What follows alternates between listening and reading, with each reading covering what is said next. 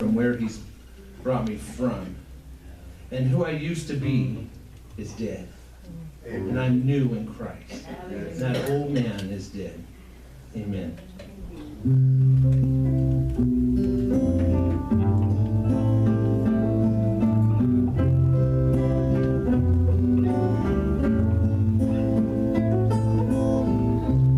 Now and then,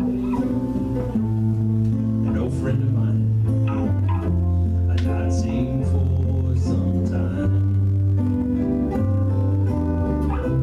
would stop by and ask me how I doing, what's on your mind. Wonder why I'm not drinking and still painting this old town red. I tell him I'm serving Jesus now, and the old man is dead.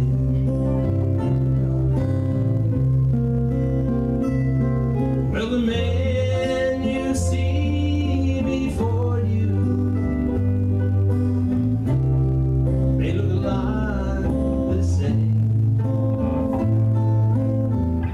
and I may wear the same old clothes, have the same old name. You're looking on the outside, and you can see inside instead. You see a brand new man, 'cause the old man is dead.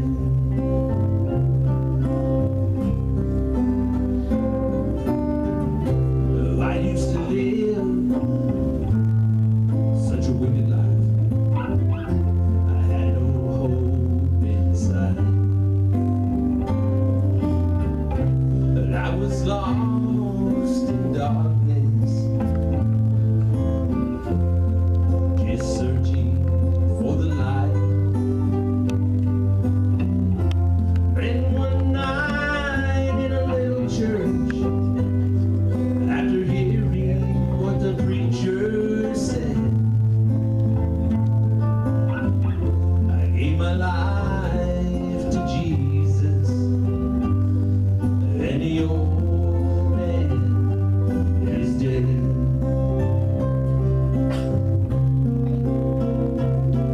Well, the man you see before you may look a lot the same, and I may wear the same old clothes, still have the same old name. You're looking on the outside, you can see inside instead. You see a brand new man, 'cause the old man is dead. You're looking on the outside, if you can see inside instead. You'll see a brand new man, 'cause the old man is dead. 'Cause the old man is dead.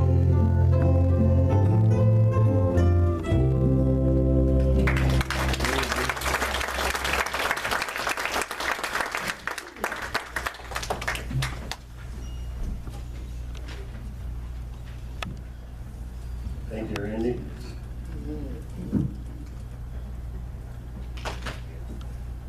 God is good, amen. Those kind of songs are songs that remind us of the mercy of God. Regardless who we once were, He sees us through the eyes of his Son, clothed in righteousness as he was clothed. And we thank him for it. You know, as a people, I don't have the we really strive to be independent. We strive to be self-sufficient. We strive to do things and be as independent as we can. But as much as we strive to be independent, we get very dependent on a lot of things. A lot of things of this world we get very dependent on, and sometimes we even find substitutions for the things we're dependent on. I was thinking back about when I was a kid in the valley down in Sulphur Springs Valley down in southeastern Arizona. There were a lot of fruit stands, a lot of vegetable stands when we was kids. Everybody raised vegetables. Everybody raised all kinds of stuff. And you could go to different, all down through the valley and buy fresh vegetables anytime you wanted. Well, that was how we butchered our own animals and we raised our own crops that way. And that was our food supply. That was how we survived. And we are dependent on our food supply. But as we find substitutions when we don't find what we're typically used to having, we settle for a substitution. Something that'll take the place of that, because we are dependent upon it. I was reading an article this last week, and I don't even know how I got there, but corn and soy are in nearly every meal that Americans eat, in some way or another. The corn and the soy industry has gotten so big, and so many people are growing corn and soy because it's so easy to sell, that other crops are beginning to be pushed out, because to fill the need for the market for corn and soy. You know, we can cultivate and try to develop this independence that we strive to have, but we really are dependent. There's a big dependency on a lot of things. And when we hear that word dependency, this is the one that, as I was reading and as I was studying, this is the word that crossed my mind. There's like dependency. When we hear that word dependency, we think of someone other than ourselves. We think of, oh, they're dependent on that. But dependency, listen to the definition of dependency. The relationship between conditions, events, or tasks, such as one cannot begin or be completed until one or more of the other conditions or events or tasks have occurred. In other words, I can't do this until that is done. That's dependent. I'm dependent on, if you're going to change the tire on your car, if you have a flat tire and you're going to change it, you cannot begin to take the wheel and the tire off the car until you find something to raise the car up, a jack, a rock, a stick, something. You're dependent upon now the jack to be able to raise the car up so that you can continue to the next task. Dependency. You know, according to this U.S. Census Bureau, in 2011, 49.2% of U.S. households received some benefits of one government program or another. That's 151 million people out of an estimated 306. We become dependent on the things that we allow ourselves to be dependent upon.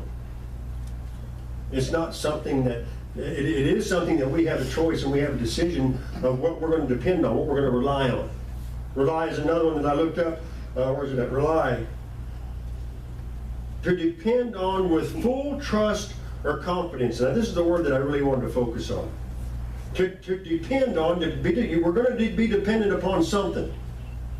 So we depend on it with full trust or confidence. Now, we're very dependent and very trusting of the Walmart going to be there in the shelf. When we get to Walmart and something we want is not on the shelf, we're like, why don't they get more of that?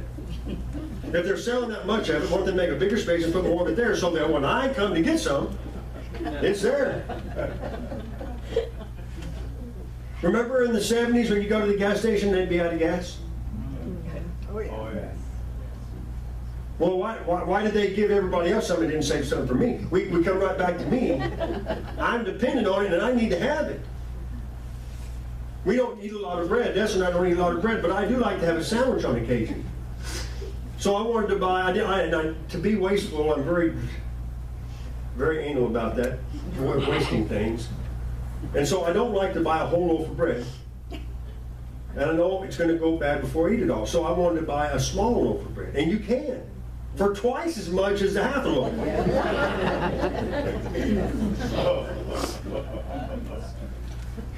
Now, what am I going to waste, money or bread? I got to decide which I want. Right now, I'm dependent upon what's available, and I'm going to waste something that I don't like to waste. See, we get dependent upon all kinds. The world has so many things that we're dependent upon. Skip and Evelyn had scheduled a guy to come work on their air conditioner, or just do a service on their air conditioner. National Day, was it National Day of Prayer? What day? No, Prayer Day. No, what day? Wedding. At the wedding, Friday. They had before the wedding was scheduled, because you got to plan so far in ahead because we're dependent upon when they can come. So Skip had set it up for Friday. So the guy decides, okay, so well, Skip can't come to the wedding because the guy's going to come check the air conditioner on Friday. Guess what? The electricity was out on Friday. Not here, just at Skip's house. So now we can't, and just as the definition goes, one event or task cannot be completed until the other was done. We got to get the electricity back on before we can do the task we planned on doing today. Do you see how dependency begins to grow in our life? Well, I can't go until I get a phone call or a text message that tells me what I'm going to do next. We're dependent upon all kinds of things. I think about when there's going to be when they know there's a hurricane coming, for instance, down the coast. They go in and buy up all the water and toilet paper. They always tell it in the news, all the water and toilet paper's gone. That means something bad's going to happen.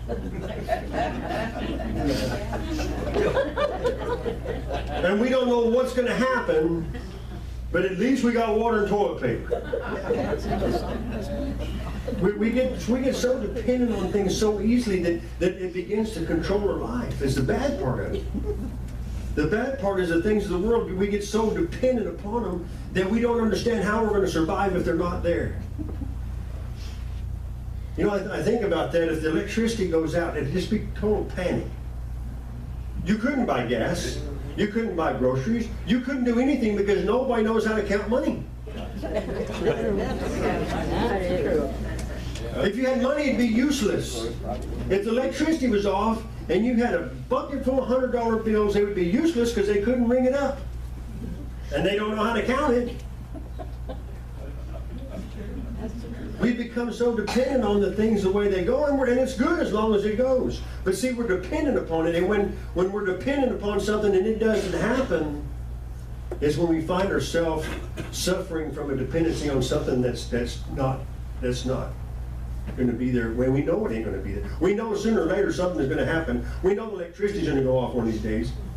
We know that our cell phone they're not going to update it anymore like mine, and it's going to quit working. All the things that we're dependent upon, we know they have a very short term. Most of the things that we have today don't last. The time they last gets shorter and shorter. But yet we're just so dependent upon it. But let's go to Jeremiah 17. I want to read verses 5 through 10. Thus saith the Lord, cursed be the man that trusteth in man and maketh flesh his arm, and whose heart departeth from the Lord. For he shall be like the heath in the desert, and shall not see when good cometh, but shall inhabit the parched places in the wilderness, and the salt land, and not inhabited. Blessed is the man who trusteth in the Lord, and whose hope is in the Lord. For he shall be as a tree planted by the waters, that spreadeth out her roots by the river, and shall not see when the heat cometh. But her leaf shall be green, and shall not be careful in the year of the drought, neither shall cease from yielding the fruit. The heart is deceitful above all things, and desperately wicked. Who could know it? I, the Lord, search the heart. I try the reins, even to give every man according to his ways, and according to the fruit of his doings. Now, if we're so sure that one of these days California's going to have a big earthquake, it's going to knock out the power grid. We know there's a lot of things that could happen. Yellowstone, and we know that they're there, and we're told that they're there. And we've been hearing, oh, I've been hearing that all my life, preacher. Yeah, you have. But what's going to happen if it does happen? Where are you going to be? What are you going to be trusting in? You know, Lord, there could be perilous times in our near future, and they may never happen. But we need to be sure that we're trusting in the Lord no matter what happens. If things stay the way they are through the rest of our life, hey, great. If things get chaotic, if things get out of hand, we need to not fall apart because our dependency is on the world. The church, the body of Christ, needs to have the confidence in their Savior. What was rely? Rely was to depend on with full trust or confidence. Do you really trust and do you really believe? I had a guy come up here. I think Daryl had met with him once before when Daryl was working on this little storage building back here. There was a guy come up today or yesterday, Friday. His name was Kevin. And he come up, I just come in the back of the church and he came up and he caught me, he's talking to me and tears running down his face and he's saying, can I use your phone? I said, sure. I said, what do you want to call? So I dialed his number and he listened to it ring and he said, well, that didn't work. I tried another number. I said, go ahead. So he called another number. Well, they didn't answer either. So he gives me my phone back. And he's got his hand on his stomach and I can pretty much tell he probably hadn't eaten in a while. And I asked him his name. He said, Kevin. And I said, what can I do for you, Kevin? He said, well, I met one of your guys here. He said, asked you the pastor here? I said, yeah. And he said, I said, yeah. And he said, I met one of your guys back there working on that building, and I remember Daryl telling me about this guy. And he says, can I have a piece of bread? I said, sure. I said, I got some, happen to have a half loaf of bread. Figured that one out. Who had this planned out, right? So I said, sure. So on the way in, I also had some pulled pork in the refrigerator. And the Lord said, make him a sandwich. Don't take him a piece of bread, you make him a sandwich. So somebody said, Kevin, hang on, I'll be right back. He said, okay. So I made him a barbecue sandwich and 2 bottles of water, took it out there to him. And he began to tell me how, man, he tried to call his sister and she wouldn't help. And he said, I know the word says that the Lord will put more on a man than he can handle, but he said, I don't know how much I can handle.